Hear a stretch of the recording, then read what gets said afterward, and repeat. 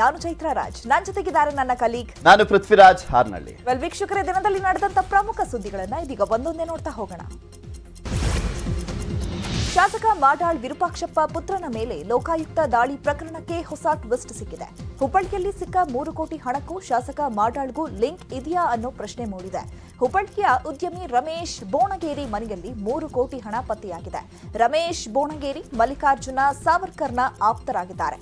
ಇತ್ತ ಮಲ್ಲಿಕಾರ್ಜುನ ಸಾವಕಾರ್ ಜೊತೆ ಮಾಡಾಳ್ ಆಪ್ತರು ಅಂತ ಎನ್ನಲಾಗ್ತಾ ಇದೆ. ಹೀಗಾಗಿ ಮಲ್ಲಿಕಾರ್ಜುನ ಸಾವಕಾರ್ ಆಪ್ತನ ಮನೆಯಲ್ಲಿ 3 ಕೋಟಿ ಹೇಗೆ ಬಂತು, ಕೆಎಸ್ಡಿಎಲ್ ಟೆಂಡರ್ ಹಗರಣಕ್ಕೂ ಈ ಹಣಕ್ಕೂ ಲಿಂಕ್ ಇದೆಯಾ ಅನ್ನೋದರ ಬಗ್ಗೆ ಲೋಕಾಯುಕ್ತ ತನಿಖೆಯಿಂದ ಬಯಲಾಗಬೇಕಿದೆ. ಇನ್ನು ನ್ಯೂಸ್ 18 ಕನ್ನಡದ ಜೊತೆಗೆ ಮಾತನಾಡಿದ ಕೆಎಸ್ಡಿಎಲ್ ನಿರ್ದೇಶಕ ಮಲ್ಲಿಕಾರ್ಜುನ ಸಾವಕಾರ್, ರಮೇಶ್ಗೂ ನಮಗೂ ಸಂಬಂಧ ಇಲ್ಲ, ಆತ ಯಾರು ಅನ್ನೋದೇ ನನಗೆ ಗೊತ್ತಿಲ್ಲ ಅಂತ ಹೇಳಿದ್ರು.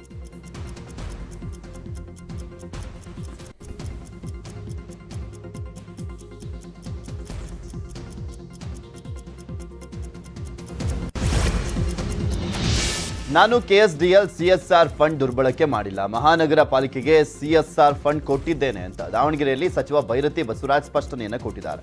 ನಾನು 12 ತಿಂಗಳು ಕೆಎಸ್ಡಿಎಲ್ ಅಧ್ಯಕ್ಷ ಆಗಿದೆ, 3.5 ಕೋಟಿಯನ್ನ ಚೆಕ್ ಮೂಲಕ ಪಡೆದಿದ್ದೆ, ಮಹಾನಗರ ಪಾಲಿಕೆಗೆ ಚೆಕ್ ಹಸ್ತಾಂತರ ಮಾಡಿದ್ದೇನೆ ಅಂತ ಸಚಿವ ಭೈರತಿ ಬಸವರಾಜ್ ಹೇಳಿದರು. ನೋಡಿವ್ರೆ, ಮಾಡಾಳ್ ವಿರೂಪಾಕ್ಷಪ್ಪನವ್ರದ್ದು ಆಲ್ರೆಡಿ ಲೋಕಾಯುಕ್ತ ತನಿಖೆಯನ್ನು ಮುಂದುವರಿಸಿದ್ದಾರೆ. ತನಿಖೆ ಆದಮೇಲೆ ಈಗ ಸನ್ಮಾನ್ಯ ಮುಖ್ಯಮಂತ್ರಿ ಪ್ರತಿಕ್ರಿಯೆ ಕೊಟ್ಟಿದ್ದಾರೆ. ನಾನು ಅಧ್ಯಕ್ಷನಾಗಿ ಕೇವಲ 1 ವರ್ಷ ಇದೆ, 12 ತಿಂಗಳು ಮಾತ್ರ ಇರ್ತಕ್ಕಂಥದ್ದು. ಆ ಸಂದರ್ಭದಲ್ಲಿ 3,35,00,000 CSR ಫಂಡ್ ತೆಗೆದುಕೊಂಡಿರೋ ನಿಜ.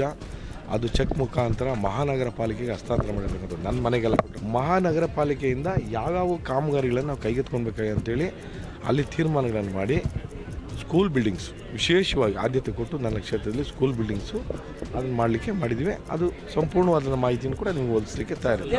ಆವಾಗ ನೀವು ಲೆಕ್ಕ ಕೇಳಿದ್ರೆ ಈಗ ಲೆಕ್ಕ ಕೇಳೋದು ಯಾವ ಸಮಂಜಸ? ಅವಾಗೇನು ಬಾಯಲ್ಲಿ ಕಡ್ಬಿಟ್ಕೊಂಡಿದ್ರೆ ಹೇಳಿ ನೀವು.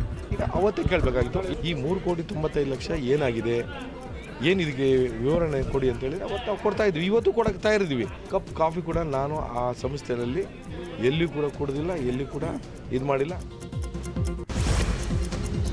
ಲೋಕಾಯುಕ್ತ ದಾಳಿ ಬಳಿಕ ಶಾಸಕ ಮಾಡಾಳ್ ವಿರೂಪಾಕ್ಷಪ್ಪ ನಾಪತ್ತೆಯಾಗಿದ್ದಾರೆ. ಲೋಕ ದಾಳಿ ನಂತರ ಮಾಡಾಳ್ ವಿರೂಪಾಕ್ಷಪ್ಪ ಎಲ್ಲಿಯೂ ಸಾರ್ವಜನಿಕವಾಗಿ ಕಾಣಿಸಿಕೊಂಡಿಲ್ಲ. ಶಾಸಕರ 2 ಮೊಬೈಲ್ ನಂಬರ್ ಸ್ವಿಚ್ ಆಫ್ ಆಗಿದೆ. ಯಾರ ಜೊತೆಗೂ ಸಂಪರ್ಕ ಇಟ್ಟುಕೊಳ್ಳದೆ ಶಾಸಕರು ನಾಪತ್ತೆಯಾಗಿದ್ದಾರೆ. ಹೀಗಾಗಿ ಮಾಡಾಳ್ ವಿರೂಪಾಕ್ಷಪ್ಪ ಪತ್ತೆಗೆ 3 ತಂಡಗಳನ್ನು ನೇಮಕ ಮಾಡಲಾಗಿದೆ. 3 ಡಿವೈಎಸ್ಪಿಗಳ ನೇತೃತ್ವದಲ್ಲಿ ರಾಜ್ಯಾದ್ಯಂತ ಹುಡುಕಾಟ ನಡೆಸಿದ್ದಾರೆ. ಈ ಮಧ್ಯೆ ಅಜ್ಞಾತ ಸ್ಥಳದಿಂದಲೇ ಮಾಡಾಳ್ ನಿರೀಕ್ಷಣಾ ಜಾಮೀನಿಗೆ ಯತ್ನಿಸಿದ್ದಾರೆ. ನಾಳೆ ವಕೀಲರ ಮೂಲಕ ಕೋರ್ಟ್ಗೆ ಆರೋಗ್ಯದ ನೆಪವೊಡ್ಡಿ ಅರ್ಜಿ ಸಲ್ಲಿಸುವ ಸಾಧ್ಯತೆ ಇದೆ. ಶಾಸಕ ಮಾಡಾಳ್ ವಿರೂಪಾಕ್ಷಪ್ಪ ಪುತ್ರನ ಲಂಚಾವತಾರ ಪ್ರಕರಣಕ್ಕೆ ಸಂಬಂಧಪಟ್ಟಂತೆ ಲೋಕಾಯುಕ್ತ ಅಧಿಕಾರಿಗಳ ತನಿಖೆಯನ್ನು ಮತ್ತಷ್ಟು ಚುರುಕುಗೊಳಿಸಲಾಗಿದೆ. ತನಿಖೆ ವೇಳೆ ತಂದೆ ಮಗನ ಮತ್ತಷ್ಟು ವ್ಯವಹಾರಗಳು ಬೆಳಕಿಗೆ ಬಂದಿದೆ. ಕೋಟಿ ಹಣ ಪತ್ತೆಯಾದಂಥ ಬೆನ್ನಲ್ಲೇ ಲೋಕಾಯುಕ್ತ ತಂಡ ಬ್ಯಾಂಕ್ ಡೀಟೇಲ್ಸ್ ಅನ್ನು ಪಡೆದು ಖಾತೆಯನ್ನು ಚೆಕ್ ಮಾಡಿದಾಗ ಹಣ ಪತ್ತೆಯಾಗಿದೆ. ಹೀಗಾಗಿ ಬಂಧಿತ ಆರೋಪಿಗಳ ಬ್ಯಾಂಕ್ ಖಾತೆ ಫ್ರೀಸ್ ಮಾಡಿ ಅಧಿಕಾರಿಗಳು ತನಿಖೆಯನ್ನು ಮಾಡ್ತಿದ್ದಾರೆ. ದಾವಣಗೆರೆ ಜಿಲ್ಲೆಯ ಹೊನ್ನಾಳಿಯಲ್ಲಿ ನಡೆಯಬೇಕಿದ್ದ ಅಮಿತ್ ಶಾ ಕಾರ್ಯಕ್ರಮ ರದ್ದಾಗಿದೆ. ಮಾರ್ಚ್ 12ರಂದು ಹೊನ್ನಾಳಿಯ ಅರಬಗಟ್ಟೆಯಲ್ಲಿ ದೊಡ್ಡ ಮಟ್ಟದ ಕಾರ್ಯಕ್ರಮ ಹಮ್ಮಿಕೊಳ್ಳಲಾಗಿತ್ತು. ಈ ಕಾರ್ಯಕ್ರಮದಲ್ಲಿ ಕಂದಾಯ ಗ್ರಾಮದ ವಿವಿಧ ಜಿಲ್ಲೆಯ 53,000 ಫಲಾನುಭವಿಗಳಿಗೆ ಹಕ್ಕುಪತ್ರವನ್ನು ಅಮಿತ್ ಶಾ ವಿತರಿಸಬೇಕಿತ್ತು. ಆದರೆ ಹೊನ್ನಾಳಿಯಲ್ಲಿ ನಡೆಯಬೇಕಿದ್ದ ಕಾರ್ಯಕ್ರಮ ರದ್ದಾಗಿದೆ. ಯಾಕಂದ್ರೆ ಲೋಕಾಯುಕ್ತ ರೇಡ್ ಆಗಿರೋ ಮಾಡಾಳ್ ಕ್ಷೇತ್ರ ಚನ್ನಗಿರಿ ಪಕ್ಕದಲ್ಲೇ ಇದೆ ಹೊನ್ನಾಳಿ ಕ್ಷೇತ್ರ. ಸೊ ಅದಕ್ಕೋಸ್ಕರ ಇದೇ ಕಾರಣಕ್ಕೆ ಅಮಿತ್ ಶಾ ಟೂರ್ ಕ್ಯಾನ್ಸಲ್ ಆಗಿದೆ ಅಂತ ಹೇಳಲಾಗ್ತಾ ಇದೆ.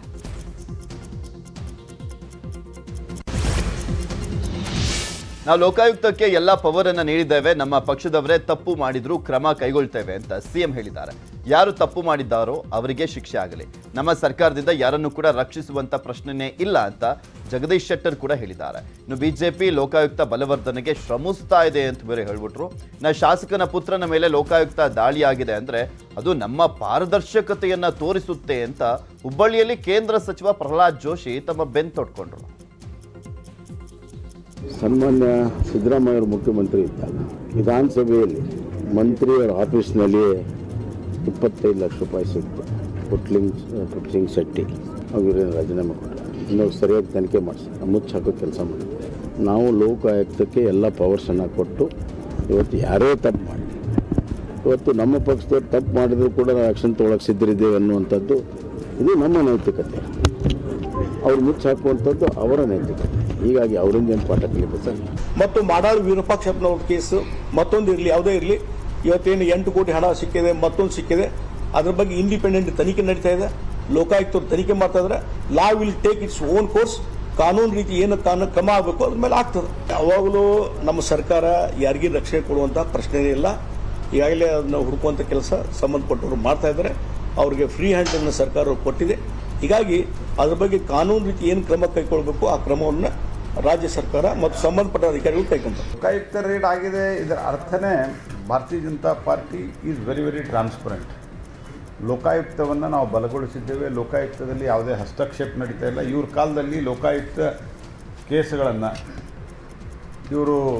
ಲೋಕಾಯುಕ್ತರು ಇಂಡಿಪೆಂಡೆಂಟಾಗಿ ನಿರ್ವಹಿಸಬಾರ್ದು, ಲೋಕಾಯುಕ್ತರಿಗೆ ಅಧಿಕಾರ ಇರಬಾರ್ದು ಅನ್ನೋ ಕಾರಣಕ್ಕೆ ಅರ್ಧ ACB ಅರ್ಧ ಲೋಕಾಯುಕ್ತ ಮಾಡಿ ಎರಡೂ ಸಂಸ್ಥೆಗಳನ್ನು ಹಲ್ಲಿಲ್ಲದ ಒಂದು ಹುಲಿಯಾಗಿ ಪರಿವರ್ತನೆಯನ್ನು ಮಾಡಿದ್ದೆವು. ಯಾರು ತಪ್ಪು ಮಾಡಿದರೂ ಸಹಿತ ಹಿಡಿಬೇಕು. ಇವತ್ತು ಮಾಡಾಳು ವಿರೂಪಾಕ್ಷಪ್ಪನವರು ಅವ್ರ ಮಗ ಸಿಕ್ಕಿದ್ದಾರೆ. ಅದ್ರ ಬಗ್ಗೆ ಕಾನೂನಿನ ಕ್ರಮ ಆಗ್ತವೆ.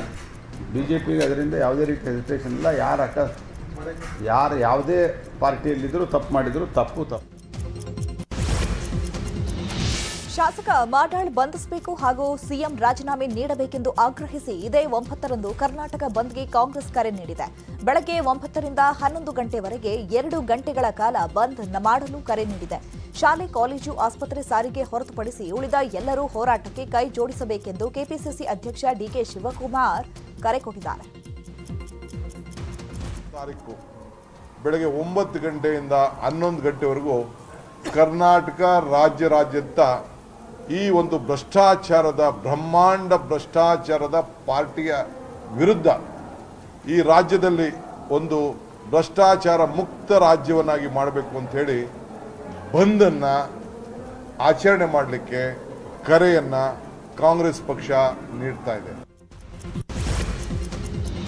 9 ವಿಪಕ್ಷಗಳ ನಾಯಕರು ಪ್ರಧಾನಮಂತ್ರಿ ನರೇಂದ್ರ ಮೋದಿಗೆ ಪತ್ರವನ್ನು ಬರೆದಿದ್ದಾರೆ. ಆಪ್ ನಾಯಕ ಮನೀಶ್ ಸಿಸೋಡಿಯಾ ಬಂಧನವನ್ನು ಪ್ರಶ್ನಿಸಿ ಪ್ರಧಾನಿಗೆ ಪತ್ರವನ್ನು ಬರೆದಿದ್ದು ಕೇಂದ್ರೀಯ ತನಿಖಾ ಸಂಸ್ಥೆಗಳ ದುರ್ಬಳಕೆ ಆಗ್ತಾ ಇದೆ ಅಂತ ಆರೋಪವನ್ನು ಮಾಡಿವೆ.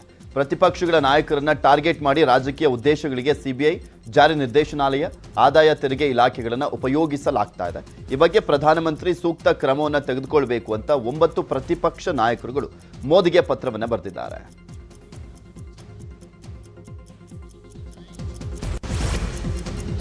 ಕುಂದಾನಗರಿ, ಬೆಳಗಾವಿಯಲ್ಲಿ ಕಾಂಗ್ರೆಸ್ ಬಿಜೆಪಿ ನಡುವೆ ಪ್ರತಿಮೆ ಪಾಲಿಟಿಕ್ಸ್ ತಾರಕಕ್ಕೇರಿದೆ. ಇವತ್ತು ರಾಜಹಂಸಗಡದಲ್ಲಿರುವ ಶಿವಾಜಿ ಪ್ರತಿಮೆ ಕಾಂಗ್ರೆಸ್ ನಾಯಕರು ಮತ್ತೊಮ್ಮೆ ಲೋಕಾರ್ಪಣೆಗೊಳಿಸಿದರು. ಮೊನ್ನೆಯಷ್ಟೇ ಸಿಎಂ ಬೊಮ್ಮಾಯಿ ಶಿವಾಜಿ ಪ್ರತಿಮೆಯನ್ನ ಉದ್ಘಾಟಿಸಿದ್ರು. ಮತ್ತೊಮ್ಮೆ ಶಿವಾಜಿ ಪ್ರತಿಮೆಯನ್ನ ಉದ್ಘಾಟಿಸುವ ಮೂಲಕ ಲಕ್ಷ್ಮೀ ಹೆಬ್ಬಾಳ್ಕರ್ ಹಾಗೂ ರಮೇಶ್ ಜಾರಕಿಹೊಳಿಗೆ ತಿರುಗೇಟನ್ನು ಕೊಟ್ಟಿದ್ದಾರೆ. ರಾಜಹಂಸಗಡದಲ್ಲಿ ವಿವಿಧ ಧಾರ್ಮಿಕ ಸಾಂಸ್ಕೃತಿಕ ಕಾರ್ಯಕ್ರಮಗಳನ್ನು ಆಯೋಜಿಸಲಾಗಿತ್ತು. 50 ಅಡಿ ಎತ್ತರದ ಶಿವಾಜಿ ಪ್ರತಿಮೆಯನ್ನ ಲೋಕಾರ್ಪಣೆಗೊಳಿಸಲಾಗಿತ್ತು. ಇನ್ನು ಕಾರ್ಯಕ್ರಮದಲ್ಲಿ ಕರ್ನಾಟಕ, ಮಹಾರಾಷ್ಟ್ರದ ಹಲವು ಗಣ್ಯರು ಭಾಗವಹಿಸಿದರು.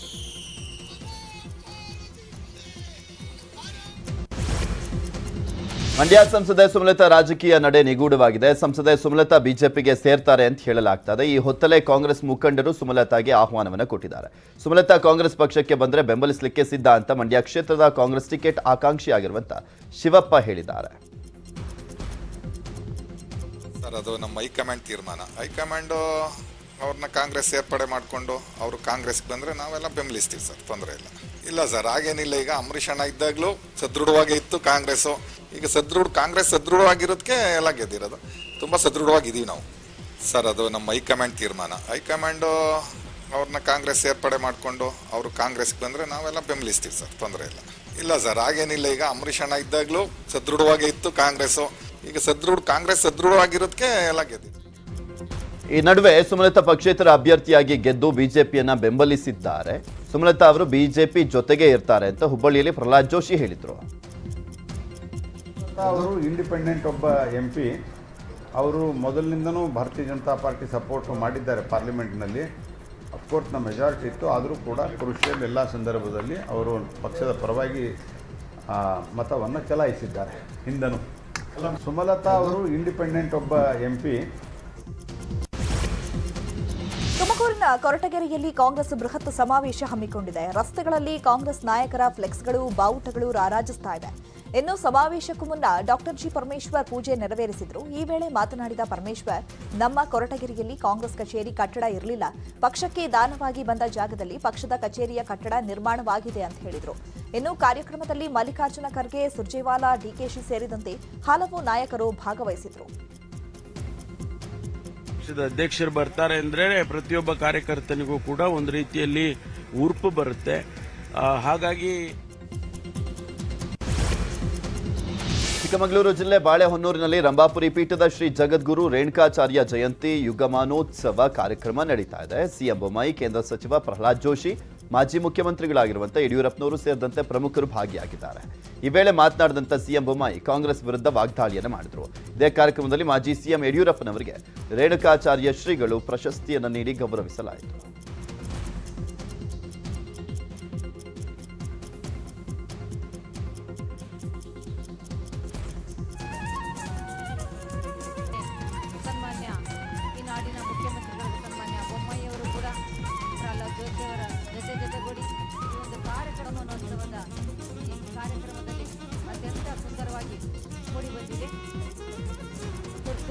ಒಂದು ಪೂಜಾ ಪದ್ಧತಿಯ ಸ್ಥಾನ ಕೊಡಲಿಲ್ಲ. ಧರ್ಮ ಅಂದರೆ ವೇ ಆಫ್ ಲೈಫ್ ಅಂತ ಕರೆದ್ವಿ ನಾವು. ಮತ್ತೊಂದು ಕಾಲ ಕಾಲಕ್ಕೆ ಧರ್ಮದ ವ್ಯಾಖ್ಯಾನವನ್ನು ಅಗತ್ಯವಿದ್ದಾಗ ಬದಲಾವಣೆ ಮಾಡಿದಂಥ, ಬದಲಾವಣೆಯನ್ನು ಒಪ್ಪಿಕೊಂಡಂಥ ಸಮಾಜ ನಮ್ಮದು. ಹಾಗಾಗಿ ನಮ್ಮ ದೇಶ ಇದು ಏನೋ ಒಂದು ಯುದ್ಧವನ್ನು ಗೆದ್ದು ನಿರ್ಮಾಣ ಮಾಡಿದಂಥ ಗಡಿಗಳನ್ನು ನಿರ್ಮಾಣ ಮಾಡಿರುವಂಥ ದೇಶ ಅಲ್ಲದು. ಅದಕ್ಕೆ ನಮ್ಮ ಉತ್ತರಂ ಯತ್ ಸಮುದ್ರಸ್ಥ ಹಿಮಾದ್ರೈಶ್ಚೈವ ದಕ್ಷಿಣಂ ವರ್ಷಂ ತದ್ ಭಾರತಂ ನಮ್ಮ ಭಾರತೀಯತ್ರ ಸಂತತಿ ಅಂತ ಹೇಳಿದ್ರು. ಇಂಥ ಮನುಷ್ಯ ಕಾಮ, ಕ್ರೋಧ, ಮದ, ಮತ್ಸರಗಳ ಸಂಕೋಲಿಯಲ್ಲಿ ಸಿಕ್ಕಿನೂ ಮನುಷ್ಯ. ಕಾಮ, ಕ್ರೋಧ, ಮದ, ಮತ್ಸರ ಸಂಕೋಲಿಯಿಂದ ಹೊರಗಡೆ ಬಂದು ಪ್ರೀತಿ, ಪ್ರೇಮ, ವಿಶ್ವಾಸ, ನ್ಯಾಯ, ನೀತಿ, ಧರ್ಮದ ಸಂಕೋಲಿಯಲ್ಲಿ ಸಿಕ್ಕವನು ಮಾನವ. ಇದು ಅಷ್ಟು ಸುಲಭವಾದಂಥ ಮಾತಲ್ಲ. ಮಾನವನಾಗೋದು ಸುಲಭವಾದ ಮಾತಲ್ಲ. ಮಾನವನಿಗೆ ದಯ ಇರಬೇಕು, ಮಾನವನಿಗೆ ಕರುಣೆ ಇರಬೇಕು, ಮಾನವನಿಗೆ ವಾತ್ಸಲ್ಯ ಇರಬೇಕು, ಮಾನವನಿಗೆ ಇತರ ನೋವನ್ನು ತೆಗೆದುಕೊಳ್ಳುವಂಥ ಒಂದು ಶಕ್ತಿ ಇರಬೇಕು, ಮಾನವನಿಗೆ ಇತರ ಬದುಕಿನಲ್ಲಿ ಸಹಾಯ ಮಾಡುವಂಥ ಪ್ರವೃತ್ತಿ ಇರಬೇಕು, ಇತರರಾಗಿ ಬದುಕುವಂಥ ಒಂದು ಬದುಕನ್ನು ಸೃಷ್ಟಿ ಮಾಡ್ಕೋಬೇಕು. ಮಂಡ್ಯದ ನಾಗಮಂಗಲ ವಿಧಾನಸಭಾ ಕ್ಷೇತ್ರದಲ್ಲಿ ಮತಬೇಟೆ ಜೋರಾಗಿದೆ. ಒಂದೇ ದಿನದಲ್ಲಿ ಒಂದೇ ಸಮಯಕ್ಕೆ ಕಾಂಗ್ರೆಸ್ನ ಚೆಲುವರಾಯಸ್ವಾಮಿ ಹಾಗೂ ಜೆಡಿಎಸ್ನ ಸುರೇಶ್ ಗೌಡರಿಂದ ಮತಬೇಟೆ ನಡೀತಾ ಇದೆ. ಬೆಂಗಳೂರಲ್ಲಿ ನೆಲೆಸಿರುವ ನಾಗಮಂಗಲ ಮತದಾರರ ಸೆಳೆಯಲು ಬೆಂಗಳೂರಿನ ಶ್ರೀಗಂಧ ಕಾವಲ್ನಲ್ಲಿ ಜೆಡಿಎಸ್ ಪ್ರತಿಜ್ಞಾ ಹೆಸರಿನಲ್ಲಿ ಸಮಾವೇಶ ಮಾಡ್ತಾ ಇದೆ. ಸಮಾವೇಶಕ್ಕೆ ಬಂದವರಿಗೆ ಭರ್ಜರಿ ಬಾಡೂಟ ರೆಡಿ ಮಾಡಿಸಿದ್ದಾರೆ ಶಾಸಕ ಸುರೇಶ್ ಗೌಡ.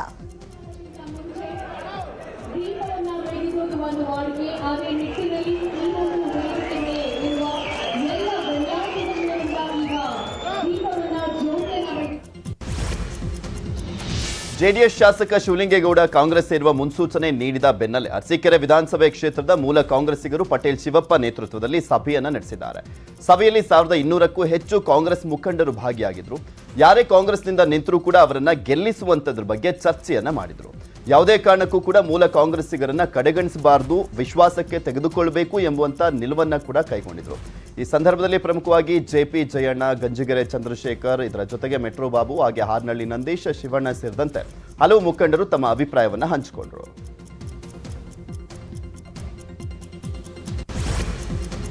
ವಿಧಾನಸಭೆ ಚುನಾವಣೆ ಹತ್ತಿರವಾಗ್ತಾ ಇದ್ದು ಮತದಾರರನ್ನ ಸೆಳೆಯಲು ನಾಯಕರು ನಾನಾ ಕಸರತ್ತು ಮಾಡುತ್ತಿದ್ದಾರೆ. ಚಿಕ್ಕಬಳ್ಳಾಪುರ ಜಿಲ್ಲೆಯ ಗೌರಿಬಿದನೂರು ವಿಧಾನಸಭಾ ಕ್ಷೇತ್ರದ ಪಕ್ಷೇತರ ಅಭ್ಯರ್ಥಿ ಪುಟ್ಟಸ್ವಾಮಿ ಗೌಡ ಶ್ರೀನಿವಾಸ ಕಲ್ಯಾಣೋತ್ಸವ ಮೂಲಕ ಮತದಾರರಿಗೆ ಗಾಳ ಹಾಕಿದ್ದಾರೆ. ಗೌರಿಬಿದನೂರಿನಲ್ಲಿರುವ ಪುಟ್ಟಸ್ವಾಮಿ ಗೌಡ ಶ್ರೀನಿವಾಸ ಕಲ್ಯಾಣ ಆಯೋಜಿಸಿದ್ರು. ಕಾರ್ಯಕ್ರಮದಲ್ಲಿ 20,000ಕ್ಕೂ ಹೆಚ್ಚು ಜನರು ಭಾಗವಹಿಸಿದ್ರು. ಪುಟ್ಟಸ್ವಾಮಿ ಗೌಡ ವೈಕುಂಠನ ಹೆಸರಲ್ಲಿ ಮತದಾರರಿಗೆ ಗಾಳ ಹಾಕಿದ್ದಾರೆ.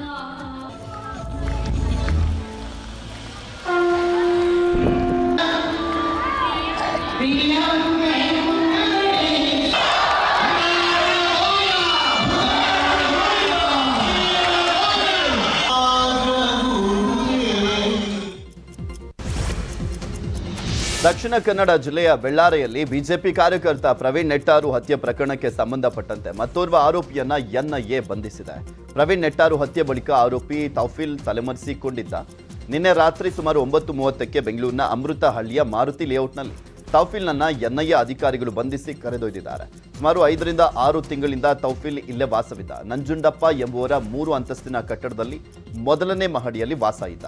ಖಚಿತ ಮಾಹಿತಿ ಮೇರೆಗೆ ಎನ್ಐಎ ಟೀಮ್ ದಾಳಿಯನ್ನು ಮಾಡಿ ತೌಫೀಲ್ನನ್ನ ಬಂಧಿಸಿದ್ದಾರೆ. ಇನ್ನು ತೌಫೀಲ್ ಪತ್ತೆಗಾಗಿ ಎನ್ಐಎ ಈ ಹಿಂದೆ ಮೋಸ್ಟ್ ವಾಂಟೆಡ್ ಲಿಸ್ಟ್ ಅನ್ನ ಪ್ರಕಟ ಮಾಡಿ ಈತನ ಬಗ್ಗೆ ಸುಳಿವನ್ನ ಕೊಟ್ಟರೆ 5 ಲಕ್ಷ ರೂಪಾಯಿ ಬಹುಮಾನವನ್ನು ಕೂಡ ಘೋಷಣೆ ಮಾಡಿದರು. ರಾಜ್ಯದಲ್ಲಿ ಕೋವಿಡ್ ಬಳಿಕ ಮತ್ತೊಂದು ವೈರಸ್ ಕಾಟ ಶುರುವಾಗಿದೆ. ಬಹುತೇಕರಲ್ಲಿ H3N2 ವೈರಸ್ ಕಾಣಿಸಿಕೊಳ್ತಾ ಇದೆ. ಕೆಮ್ಮು, ನೆಗಡಿ, ಜ್ವರ ಬಂದ್ರೆ ನಿರ್ಲಕ್ಷ್ಯ ಬೇಡ. ಯಾಕಂದ್ರೆ ILI ಸಾರಿ ಕೇಸ್ಗಳಿಗಿಂತ ಈ ವೈರಸ್ ಮಾರಕವಾಗಿದೆಯಂತೆ. ಈ ಕುರಿತು ನಾಳೆ ಆರೋಗ್ಯ ಇಲಾಖೆಯಿಂದ ಹೊಸ ಗೈಡ್ಲೈನ್ಸ್ ಬಿಡುಗಡೆ ಮಾಡುವ ಸಾಧ್ಯತೆ ಇದೆ. ನಾಳೆ ತಜ್ಞರ ಜೊತೆ ಆರೋಗ್ಯ ಸಚಿವ ಸುಧಾಕರ್ ಸಭೆ ನಡೆಸಿ ವೈರಸ್ ತಡೆ ಚಿಕಿತ್ಸೆ ವಿಧಾನ ಬಗ್ಗೆ ಚರ್ಚಿಸುತ್ತೇವೆ ಅಂತ ಹೇಳಿದ್ದಾರೆ.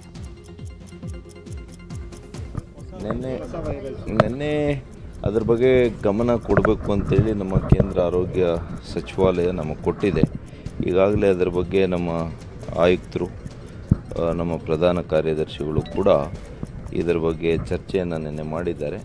ನಾವು ನಾಳೆಯನ್ನು ಕೂಡ ಯಾವ ರೀತಿ ಅದರ ಬಗ್ಗೆ ನಾವು ಮುತುವರ್ಜಿಯನ್ನು ವಹಿಸಬೇಕು, ಮುನ್ನೆಚ್ಚರಿಕೆ ತೆಗೆದುಕೋಬೇಕು ಅಂತ ಹೇಳ್ಬಿಟ್ಟು ನಾಳೆ ನಾವು ಸಭೆಯನ್ನು ಕರೆದಿದ್ದೇವೆ. ಬೆಂಕಿ ಕೆನ್ನಾಲಿಗೆ ಮೇವಿನ ಬಣವೆಗಳು ಹೊತ್ತಿ ಉರಿದಿವೆ. ಈ ಘಟನೆ ಗದಗ ಜಿಲ್ಲೆಯ ಗಜೇಂದ್ರಗಡ ತಾಲೂಕಿನ ಕೋಡಿಕೊಪ್ಪದಲ್ಲಿ ನಡೆದಿದೆ. ಕಡಲೆ ಹುಟ್ಟು ಜೋಳದ ಮೇವಿನ ಬಣವೆಗಳು ಬೆಂಕಿಗೆ ಸುಟ್ಟು ಭಸ್ಮವಾಗಿವೆ. ಬೆಂಕಿ ನಂದಿಸಲು ಅಗ್ನಿಶಾಮಕ ಸಿಬ್ಬಂದಿ ಹರಸಾಹಸ ಪಟ್ಟರು. ಇನ್ನು ಕಿಡಿಗೇಡಿಗಳು ಬಣವೆಗಳಿಗೆ ಬೆಂಕಿ ಹಚ್ಚಿರುವ ಶಂಕೆ ವ್ಯಕ್ತವಾಗಿದೆ. ಮಹಾರಾಷ್ಟ್ರದ ಚಂದ್ರಾಪುರದಲ್ಲಿ ಭೀಕರ ಆಕ್ಸಿಡೆಂಟ್ ಆಗಿದೆ. ವೇಗವಾಗಿ ಬಂದಂತ ಕಾರೊಂದು ಮೆಟ್ರೋ ಪಿಲ್ಲರ್ನ ತಡೆಗೋಡೆಗೆ ಡಿಕ್ಕಿ ಹೊಡೆದಿದೆ. ಕಾರು ಡಿಕ್ಕಿ ಹೊಡೆದ ರಭಸಕ್ಕೆ ಮೆಟ್ರೋ ಪಿಲ್ಲರ್ ತಡೆಗೋಡೆ ಉಡಿಸಾಗಿದೆ. ಕಾರಿನ ಮುಂಭಾಗ ಫುಲ್ ಡ್ಯಾಮೇಜ್ ಆಗಿದ್ದು ಚಾಲಕನಿಗೆ ಗಾಯ ಆಗಿದೆ. ಸೋಷಿಯಲ್ ಮೀಡಿಯಾದಲ್ಲಿ ಈ ವಿಡಿಯೋ ಭಾರಿ ವೈರಲ್ ಆಗ್ತಾ ಇದೆ.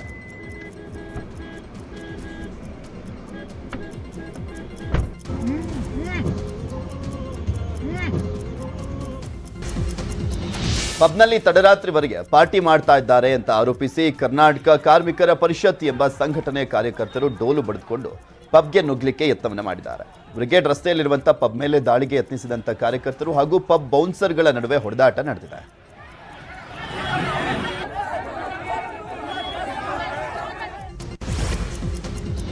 ಪೈಪ್ಲೈನ್ ಒಡೆದು ಆಕಾಶಕ್ಕೆ ಚಿಮ್ಮಿದ ದೃಶ್ಯವನ್ನ ನೀವು ನೋಡಿರ್ತೀರಾ. ಆದರೆ ಮಹಾರಾಷ್ಟ್ರದ ಯವತ್ಮಾಲ್ನ ವಿದರ್ಭ ಹೌಸಿಂಗ್ ಸೊಸೈಟಿ ಬಳಿ ನೀರಿನ ಪೈಪ್ಲೈನ್ ಒಡೆದು ಪ್ರವಾಹದಂತೆ ಹರಿದಿದೆ. ಪೈಪ್ಲೈನ್ ಒಡೆದ ರಭಸಕ್ಕೆ ರಸ್ತೆಯಲ್ಲಿ ಬೈಕ್ನಲ್ಲಿ ಬರ್ತಿದ್ದ ಮಹಿಳೆ ಕೊಚ್ಚಿ ಹೋಗಿದ್ದು ಗಾಯವಾಗಿದೆ. ಈ ಭಯಾನಕ ದೃಶ್ಯ ಸಿಸಿಟಿವಿಯಲ್ಲಿ ಸೆರೆಯಾಗಿದೆ. ಉತ್ತರ ಪ್ರದೇಶದ ಗಾಜಿಯಾಬಾದ್ನಲ್ಲಿ ಚಲಿಸ್ತಾ ಇದ್ದಂಥ ಕಾರಿನಲ್ಲೇ ಪಟಾಕಿ ಸಿಡಿಸಿ ಯುವಕರು ಪುಂಡಾಟವನ್ನು ಮೆರೆದಿದ್ದಾರೆ. 3 ಕಾರುಗಳಲ್ಲಿ ತೆರಳುತ್ತಾ ಇದ್ದಂಥ ಯುವಕ ತಂಡ ರಸ್ತೆಯಲ್ಲೇ ಕಾರಿನಲ್ಲಿ ಪಟಾಕಿಯನ್ನು ಸಿಡಿಸಿ ಅಟ್ಟಹಾಸವನ್ನು ಮೆರೆದಿದ್ದಾರೆ. ಈ ವಿಡಿಯೋ ಸೋಷಿಯಲ್ ಮೀಡಿಯಾದಲ್ಲಿ ವೈರಲ್ ಆಗ್ತಾ ಇದೆ.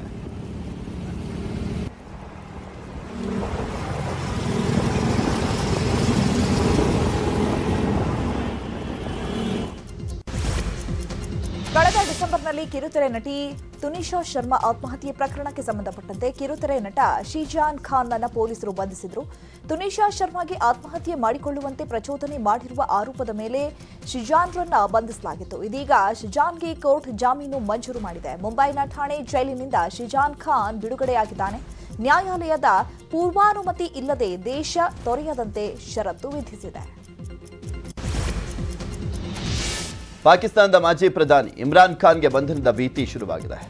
ತೋಷಾಖಾನ ಪ್ರಕರಣದಲ್ಲಿ ಇಮ್ರಾನ್ ಖಾನ್ ಅರೆಸ್ಟ್ ಆಗುವಂಥದ್ದು ಪಕ್ಕಾ ಆಗಿದೆ. ಈಗಾಗಲೇ ಇಸ್ಲಾಮಾಬಾದ್ ಪೊಲೀಸರು ಲಾಹೋರ್ನಲ್ಲಿರುವಂತಹ ಇಮ್ರಾನ್ ಖಾನ್ ಮನೆ ಬಳಿ ಜಮಾಯಿಸಿದ್ದಾರೆ. ಇನ್ನೇನು ಕೆಲವೇ ಕ್ಷಣಗಳಲ್ಲಿ ಇಮ್ರಾನ್ ಖಾನ್ ಬಂಧನವಾಗುವಂತ ಸಾಧ್ಯತೆ ಇದೆ.